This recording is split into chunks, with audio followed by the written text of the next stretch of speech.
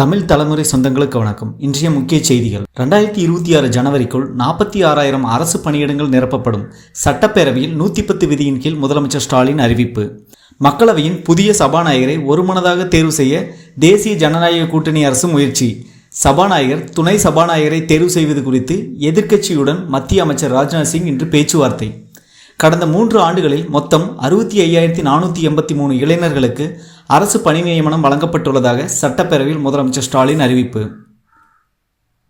கள்ளச்சாராய விவகார வழக்கில் சிபிஐ விசாரணை நடத்த கோரி சபாநாயகர் இருக்கையை முற்றுகையிட்ட அதிமுக எம்எல்ஏக்கள். அதிமுக எம்எல்ஏக்கள் அனைவரையும் அவையிலிருந்து வெளியேற்ற அவை காவலர்களுக்கு உத்தரவு பிறப்பித்த சபாநாயகர் அப்பாவு. முன்னாள் பிரதமர் VP சிங்கின் 94வது பிறந்தநாள். சென்னையில் உள்ள அவரது திருவுருவ சிலைக்கு முதலமைச்சர் ஸ்டாலின் மலர் தூவி மரியாதை. கல்வி வேலைவாய்ப்பில் சமூகம் உயரும் போது சாதி வன்கொடுமைகள் குறையும். CBM அலுவலகம் மீது தாக்குதல் தொடர்பான கவன ஈர்ப்பு தீர்மானத்தில் முதலமைச்சர் ஸ்டாலின் பதில். கள்ளக்குறிச்சியில் விசச்சாராயத்தால் உயிரிழந்தவர்களின் எண்ணிக்கை 60ஆக அதிகரிப்பு. சேலம் அரசு மருத்துவமனையில் சிகிச்சை பெற்று வந்த ஜான் பாசா என்பவர் சிகிச்சை பலனின்றி உயிரிழந்தார். தமிழ்நாட்டில் இன்றும் நாளையும் ஓரிரு இடங்களில் மிக கனமழைக்கு வாய்ப்புள்ளதாக இந்திய வானிலை ஆய்வு மையம் தகவல். அடுத்த 2 நாட்களுக்கு ஆரஞ்சு அலர்ட்டும் விடப்பட்டுள்ளது குறிப்பிடத்தக்கது.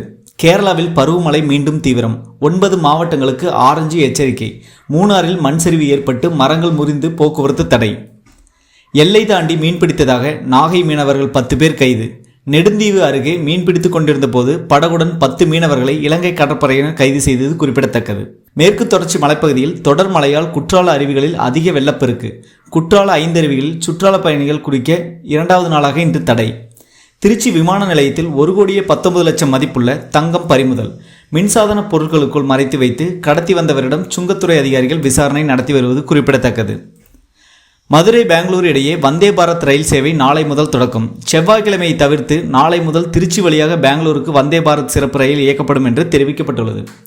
டெல்லிக்கு தேவையான குடிநீரை ஹரியானா வழங்க வலியுறுத்தி உண்ணாவிரதத்தில் ஈடுபட்ட டெல்லி அமைச்சர் அதிஷி உடல்நலக் குறைவு காரணமாக மருத்துவமனையில் அனுமதிக்கப்பட்டு சிகிச்சை பெற்று வருவது குறிப்பிடத்தக்கது. சனாதானம் குறித்து பேசியது தொடர்பாக அமைச்சர் உதயநிதி ஸ்டாலினுக்கு எதிராக தொடரப்பட்ட வழக்கு. அமைச்சர் உதயநிதி ஸ்டாலினுக்கு ஜாமீன் வழங்கி பெங்களூரு நீதிமன்றம் உத்தரவு பிறப்பித்துள்ளது. கொரியன் ஏர் நிறுவனத்திற்கு சொந்தமான விமானம் நடுவானிலிருந்து 26,900 அடி கீழே சரிந்ததால் பரபரப்பு. அச்சத்தில் உடைந்த பயணிகள். விமானம் அவசரமாக தரையிறக்கப்பட்டது குறிப்பிடத்தக்கது. சீனாவில் கனமழையால் வெள்ளக்காடாக காட்சியளிக்கும் மாகாணங்கள். வேளாண் பயிர்கள் பெரும் சேதமடைந்ததாக சீன அரசு அறிவிப்பு. T20 உலகக்கோப்பை கிரிக்கெட் தொடரில் அரையிறுதிக்கு முதன்முறையாக தகுதி பெற்று ஆப்கானிஸ்தான் அணி வரலாற்று சாதனை. அரையிறுதிப் போட்டியில் தென்னாப்பிரிக்க அணியுடன் நாளை மறுநாள் மோத உள்ளது குறிப்பிடத்தக்கது.